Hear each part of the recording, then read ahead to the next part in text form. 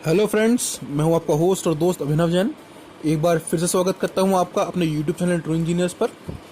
दोस्तों, आज आपके लिए मैं बहुत इंपॉर्टेंट वीडियो लेके आया हूं प्रोसेस कंट्रोल की। वीडियो का टाइटल है types of controllers, P I P D and PID। यानी कि इस वीडियो में हम PI PD और PID कंट्रोलर के बारे में जानेंगे। उनके क्या क्या यूजेस हैं, क्या क्या ट्रांसफर फंक्शंस हैं, उनके क्या एडवांटेज क्या डिसएडवांटेजेस हैं, उनका फिर हम कंपैरिजन करेंगे। तो जो लोग मेरे चैनल पर नए हैं वो मेरे चैनल को सब्सक्राइब करें, साथ में बेल आइकन ज़रूर दबाएं जिससे आने वाले सभी वीडियोस की नोटिफिकेशन आपको समय समय पर मिलते रहे। तो चलिए शुरू करते हैं आज की वीडियो, टाइप्स ऑफ कंट्रोलर्स। तो सबसे पहले जानते हैं कंट्रोलर क्या होता है। कंट्रोलर एक वो मैकेनिज्म होती है जिसके माध्यम से हम किसी सिस्टम में एक्चुअल वैल्यू यानी कि जो प्रोसेस वेरिएबल्स होते हैं उसकी एक्चुअल वैल्यू और डिजायर्ड वैल्यू यानी कि सेट पॉइंट, उनके डिफरेंस को मिनिमाइज करते हैं। यानी कि एक्चुअल वैल्यू और डिजायर्ड वैल्यू में जो डिफरेंस होता है उसके डिफरेंस को हम कम से कम करने की कोशिश करते हैं। वो कंट्रोलर के माध्यम से होता है। कंट्रोलर्स कंट्रोल इंजीनियरिंग का एक फंडामेंटल पार्ट है और सभी कॉम्प्लेक्स कंट्रोल सिस्टम में कंट्रोलर्स का यूज किया जाता है। कंट्रोलर्स के यूजेस क्या है? कंट्रोलर के जो इंपॉर्टेंट यूजेस हैं उसमें सबसे पहले है कि कंट्रोलर्स स्टेडी स्टेट एक्यूरेसी को इंप्रूव करते हैं by decreasing error. Steady state error को कम करके वो एक्यूरेसी को इंप्रूव करते हैं। एक्यूरेसी इंप्रूव होने से स्टेबिलिटी इंप्रूव होती है। जो अनवांटेड ऑफसेट्स होते हैं सिस्टम में उसको वो मिनिमाइज करते हैं। ओवरशूट, जो मैक्सिमम ओवरशूट होता है उसको कंट्रोलर्स जो है वो कंट्रोल करते हैं। और नॉइज सिग्नल्स जो प्रोड्यूस होते हैं सिस्टम में उसको वो मिनिमाइज करते हैं। तो ये बेसिक यूजेस हैं कंट्रोलर्स के। इसके बाद आता है हमारे टाइप्स ऑफ कंट्रोलर्स। तो बेसिकली पूरे कंट्रोल एक्शन के हमारे पास 3 मोड हैं: प्रोपोर्शनल कंट्रोल, इंटीग्रल कंट्रोल और डेरिवेटिव कंट्रोल। तो जो इन्हीं 3 मोड्स को हम या इनके कॉम्बिनेशन को यूज करते हैं पूरे सिस्टम को कंट्रोल करने के लिए। और इसके आधार पर हमारे पास 4 तरह के कंट्रोलर्स हैं: proportional control, proportional integral controller, proportional derivative controller and proportional integral derivative controller. यानी कि PI PD and PID controllers आते हैं। इसके बाद हम प्रोपोर्शनल कंट्रोलर पे। जो प्रोपोर्शनल कंट्रोलर्स को डिस्कस करते हैं उससे पहले एक चीज़ ध्यान रखते हैं हम कि सभी कंट्रोलर्स का अपना एक स्पेसिफिक यूज़ होता है जिसके लिए वो बेस्ट सूटेड है। हम अपनी मर्जी से, अपनी इच्छा से कोई भी कंट्रोलर कहीं नहीं लगा सकते। कुछ सर्टेन कंडीशंस हैं जो उसको फुलफिल करनी ज़रूरी है। प्रोपोर्शनल कंट्रोलर के लिए 2 कंडीशन फुलफिल करनी ज़रूरी है। एक तो डेविएशंस जो है वो बहुत ज़्यादा लार्ज ना हो, यानी कि इनपुट और आउटपुट में डेविएशंस बहुत ज़्यादा ना हो। और दूसरा, डेविएशन सडन ना हो, एकदम से डेविएशन ना आए। डेविएशन थोड़ी थोड़ी लगातार चलती रहे, एकदम सडन डेविएशन ना आए। प्रोपोर्शनल कंट्रोलर में जो आउटपुट, जिसे हम एक्चुएटिंग सिग्नल भी कहते हैं, वो एरर के डायरेक्टली प्रोपोर्शनल होती है। यानी कि PT इज द आउटपुट, वो एरर के प्रोपोर्शनल होती है। और प्रोपोर्शनल साइड आगे हम लगाते हैं KC, that is controller gain. और इसमें हमारा जो P बार है आप देख सकते हैं वो हमारा क्या है, वो प्रोपोर्शनलिटी कांस्टेंट है जिसे हम स्टेडी स्टेट वैल्यू या बायस वैल्यू कहते हैं। ये वो वैल्यू होती है जब हमारी एरर 0 हो जाती है तो जो कंट्रोलर में आउटपुट देगा ये उसकी वैल्यू होती है। हमने देख लिया कि प्रोपोर्शनलिटी की जगह हम लगाते हैं controller gain KC। Controller gain क्या होता है? ये वो वैल्यू है, वो चीज़ डिटरमाइन करता है कि एरर में जितना चेंज हो रहा है उसके हिसाब से आउटपुट में कितना चेंज हो रहा है। यानी कि it determines output from the how the output from the controller changes for a given change in error. कि एरर में जितना चेंज होने के साथ कंट्रोलर के आउटपुट में कितना चेंज हो रहा है वो बताएगा हमारा कंट्रोलर गेन। ये रिकमेंड किया जाता है कि कंट्रोलर की जो वैल्यू है वो हमेशा 1 से ज़्यादा हो। अगर KC यानी गेन की वैल्यू 1 से ज़्यादा होगी तो एरर सिग्नल को ज़्यादा एम्पलीफाई करेगा, ज़्यादा बड़ा करके दिखाएगा। इसका मतलब ये हुआ कि अगर एरर कम भी आएगी ना तो वो एरर को एम्पलीफाई करके दिखाएगा जिससे हम उसकी वैल्यू को आसानी से डिटेक्ट कर सकते हैं। इसमें देख सकते हैं स्टेडी स्टेट एरर और जो टाइम लाइन से यानी कि बॉटम से जो आरटी तक का जो डिस्टेंस होता है इसे कहते हैं ऑफसेट। इसके बारे में आगे डिस्कस करेंगे। इसके बाद आता है एडवांटेज और डिसएडवांटेज क्या क्या है इन कंट्रोलर्स। एडवांटेज देख लेते हैं। Proportional control steady state error को मिनिमाइज करता है। हमने देखा कि एरर का जो हमारे पिछले में देखा कि एरर जो थी वो बहुत कम होती चली गई थी। तो एरर कम होने से हमारा सिस्टम स्टेबल हो जाता है। इस जो हमारे ओवर डैम्प सिस्टम होता है उसको जो रिस्पॉन्स होता है वो स्लो होता है। प्रोपोर्शनल कंट्रोलर की सहायता से उसको हम रिस्पॉन्स को फास्ट कर सकते हैं। डिसएडवांटेज क्या है? इस कंट्रोलर की वजह से हमारे सिस्टम में ऑफसेट आ जाती है। ऑफसेट मैंने बताया आपको कि ऑफसेट जो होती है हमारी, वो जो हमारा न्यू स्टेडी स्टेट वैल्यू और ओरिजिनल वैल्यू में जो डिफरेंस होता है वो हमारी ऑफसेट होती है। तो इसमें ऑफसेट इंक्रीज कर जाती है और मैक्सिमम ओवरशूट को भी ये बढ़ा देते हैं। तो ये दो डिसएडवांटेज भी है। कुछ कंट्रोलर्स में कंट्रोलर गेन की जगह हमारा प्रोपोर्शनल बैंड होता है जिसे हम पीबी से रिप्रेजेंट करते हैं। प्रोपोर्शनल बैंड इसको हम डिफाइन करते हैं error required to move the value valve from fully close to fully open. Proportional band को हम क्या कहते हैं, ये वो एरर होती है जो हमें चाहिए वॉल्व को फुली क्लोज से फुली ओपन जाने में। इसकी वैल्यू होती है 100% बाई केसी, यानी कि प्रोपोर्शनल बैंड हमारा प्रोपोर्शनल गेन के इनवर्सली प्रोपोर्शनल होता है।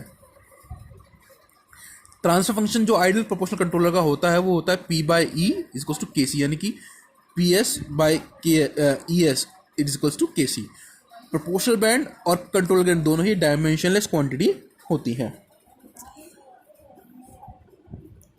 प्रोपोर्शनल बैंड को हम बैंड विड्थ भी कहते हैं। ये इसका एक दूसरा नाम भी है, इसमें मेंशन नहीं है, आप ध्यान रखिए। प्रोपोर्शनल बैंड को बैंड विड्थ भी कहते हैं। इसके बाद हमारा प्रोपोर्शनल इंटीग्रल कंट्रोलर। तो पहले इंटीग्रल कंट्रोलर देखते हैं क्या होता है। इंटीग्रल कंट्रोलर में जो आउटपुट होती है वो एरर सिग्नल के इंटीग्रल के प्रोपोर्शनल होती है। यानी कि उसमें क्या आएगी, हमारी जो एरर आएगी, जो हमारा आउटपुट आएगी P T is equals to P 1/τ1 0 E T D T. यानी कि जो τ1 है वो हमारा एक एडजस्टेबल पैरामीटर है, इसे हम इंटीग्रल टाइम या रीसेट टाइम भी कहते हैं। इसकी यूनिट्स जो है वो टाइम के बराबर होती है। इंटीग्रल सिस्टम को, इंटीग्रल कंट्रोल सिस्टम को बहुत जगह यूज़ किया जाता है। क्यों? क्योंकि ये एक प्रैक्टिकल एडवांटेज देता है ऑफसेट को कम करके। ऑफसेट जो प्रोपोर्शनल कंट्रोलर में जो हमारी ऑफसेट आ जाती है, इंटीग्रल कंट्रोलर का एडवांटेज ये है कि उससे ऑफसेट कम हो जाती है। इंटीग्रल कंट्रोल सिस्टम को हम प्रोपोर्शनल कंट्रोलर के साथ यूज़ करते हैं, जिसे हम प्रोपोर्शनल इंटीग्रल कंट्रोलर या पीआई कंट्रोलर कहते हैं। तो जो ओवरऑल जो आउटपुट बनेगी वो क्या होगी, प्रोपोर्शनल कंट्रोलर के आउटपुट प्लस इंटीग्रल कंट्रोलर के आउटपुट। तो पी बार तुम्हारा कांस्टेंट, इसको तो हमने रख लिया। तो के सी ई टी आप देखिए, अगर आप अभी ब्रैकेट में मल्टीप्लाई कर दें के सी ई टी, ये क्या हुआ, हमारा प्रोपोर्शनल कंट्रोलर के आउटपुट थी, प्लस के सी 1/τ1 02 ई टी डी टी, ये किसी को इंटीग्रल कंट्रोलर के आउटपुट हो गई। तो इन दोनों को समीशन करके हमारे पास आता है प्रोपोर्शनल इंटीग्रल कंट्रोलर की आउटपुट। जब हमने एरर को इंट्रोड्यूस करा टाइम 0 पे, तो कंट्रोलर की जो वैल्यू होगी that is equal to K सी। तो ये प्रोपोर्शनल मोड का जो रिस्पॉन्स होगा वो होगा। पीआई कंट्रोलर में जब तक एरर रहेगी तो कंट्रोलर क्या करेगा, अपनी आउटपुट को लगातार चेंज करता रहेगा। क्यों? वो एरर को इंटीग्रेट करता रहेगा। जैसे ही एरर 0 हुई, कंट्रोलर आउटपुट को चेंज नहीं करेगा। ध्यान रखिए, जब तक पीआई कंट्रोलर में एरर रहेगी तब तक आउटपुट को लगातार चेंज करता रहेगा, और जैसे ही एक बार एरर 0 होगी तो कंट्रोलर अपने आउटपुट को वो चेंज नहीं करेगा। जो ट्रांसफर फंक्शन होगा वो क्या होगा, पी बाय ई एस के सी। के सी किसका आ गया आपका, के सी 1+1/τ1s। अगर अंदर मल्टीप्लाई कर देंगे तो क्या आएगा, P S by E S equal to K C plus के सी अपॉन τ1s। तो के सी तो हमारा हो गया प्रोपोर्शनल कंट्रोलर का आउटपुट फंक्शन, और के सी बाई τ1s किसका हो गया, हमारा इंटीग्रल कंट्रोलर का। तो आप देखेंगे, चाहे हमने उसका टाइम फंक्शन लिखा, चाहे इसका हमने ट्रांसफर फंक्शन लिखा, दोनों में क्या आया हमारा, पीआई में प्रोपोर्शनल कंट्रोलर का ऐड प्लस इंटीग्रल कंट्रोलर की वैल्यूज को ऐड करके आया। पीआई कंट्रोल में हमारे दो पैरामीटर्स हो गए, केसी और टाउ वन। प्रोपोर्शनल कंट्रोल में हमारा सिर्फ केसी था, यहाँ हमारे दो पैरामीटर हो गए, टाउ वन और केसी। ये देख सकते हैं आप कि पी कंट्रोलर में जहां हमारे ऑफसेट ज़्यादा थी, वहीं पीआई कंट्रोलर में ऑफसेट हमारी कम है। ये ग्राफ से आप देख सकते हैं। एडवांटेज क्या है इसकी? इंटीग्रल कंट्रोलर्स बताया था कि रीसेट कंट्रोलर भी कहते हैं, ऑफसेट कम होती है इनमें।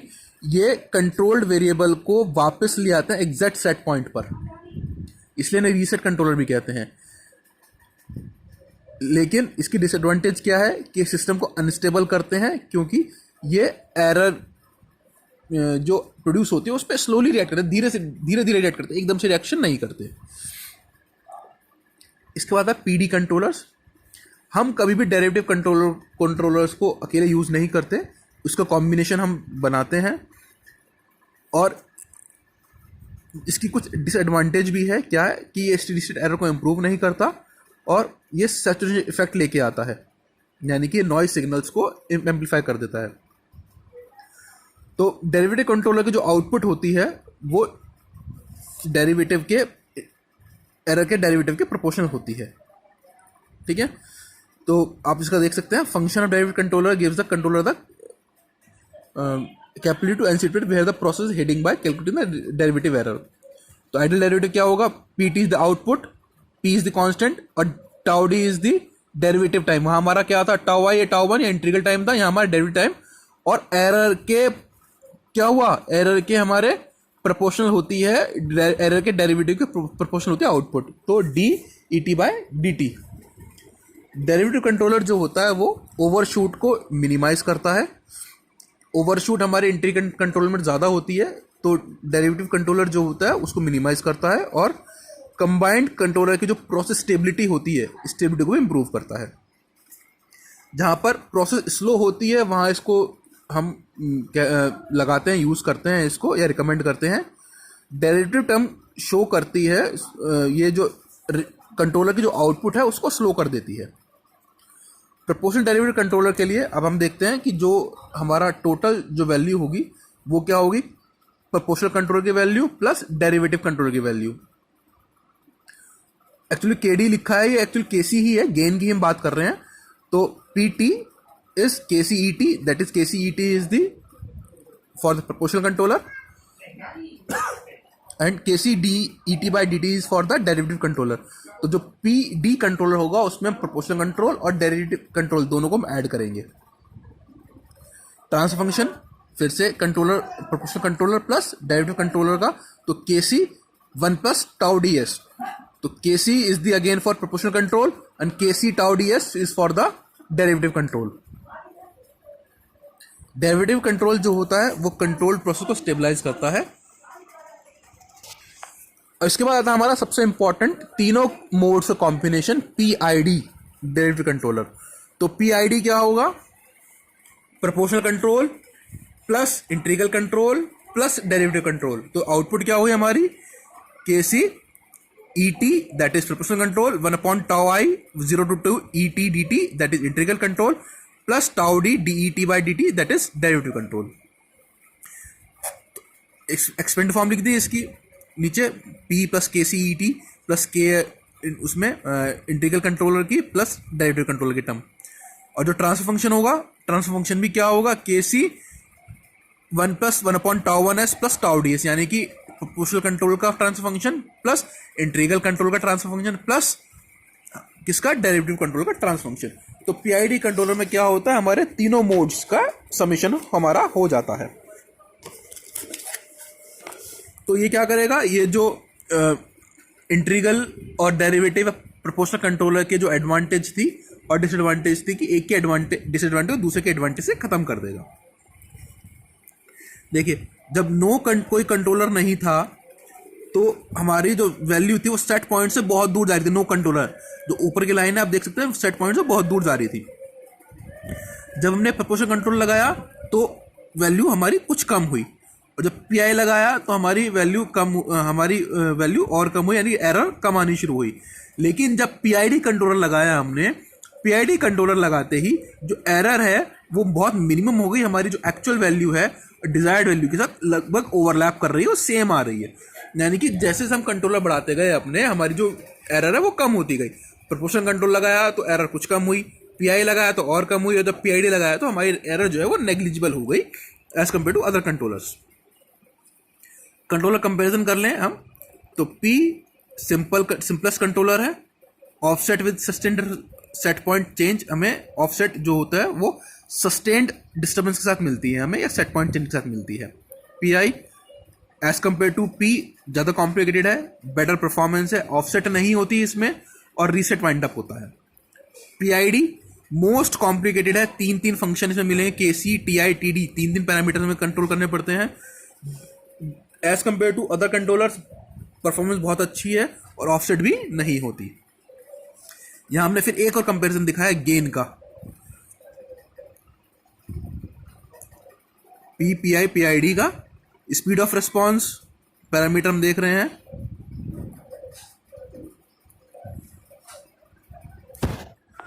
देखिए के यानी कि केसी जो हमारा प्रोपोर्शनल कंट्रोलर है, उसको बढ़ाने पे हमारी रिस्पॉन्स स्पीड बढ़ रही है, हमारी स्टेबिलिटी कम हो रही है, एक्यूरेसी इंप्रूव हो रही है।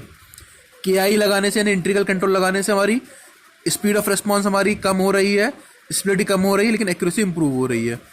और के डी यानी डेरिवेटिव कंट्रोल लगाने से हमारी गेन बढ़ाने से हमारा क्या हो रहा है, स्पीड ऑफ रिस्पॉन्स हमारी इंक्रीज कर रही है, स्टेबिलिटी हमारी इंप्रूव हो रही है, और एक्यूरेसी पे हमारा कोई फर्क नहीं पड़ रहा।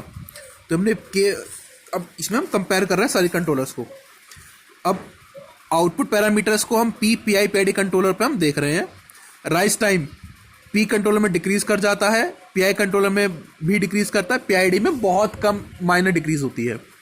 ओवरशूट जो हम चाहते हैं ओवरशूट ना हो, पी में डिक्रीज कर रही है, पी में इंक्रीज कर रही है, पीआई में इंक्रीज कर रही है, लेकिन पीआईडी में डिक्रीज कर रही है। सेटलिंग टाइम चेंज बहुत कम है, पीआई में इंक्रीज कर जाता है, पीआईडी में माइनर डिक्रीज कर जाता है। एरर डिक्रीज कर रही है, सिग्निफिकेंट चेंज है, और एरर इसमें भी change as compare to PI, error जितनी जिसमें चेंज हो रही है उसमें चेंज हो रही है। स्टेबिलिटी कम होती है पी की, पीआई की भी कम होती है, और पीआईडी की अगर केडी को हम स्मॉल कर दें तो स्टेबिलिटी हमारी इंप्रूव हो जाती है। तो ये क्या है, हमने कंट्रोलर का कंपेरिजन किया है। तो दोस्तों इस वीडियो में इतना ही। इस वीडियो में हमने पीआई, पीडी और पीआईडी कंट्रोलर्स के बारे में जाना। किसी को कोई डाउट हो तो मुझे कमेंट बॉक्स में कमेंट कर सकता है, और अगर वीडियो आपको पसंद आए तो वीडियो को लाइक करें, कमेंट करें और शेयर करें। साथ ही मेरे चैनल को जरूर सब्सक्राइब करें, साथ में बेल आइकन दबाएं, जिससे आने वाले सभी वीडियोस की नोटिफिकेशन आपको मिलते रहे। इस वीडियो में इतना ही। Thanks for watching this video.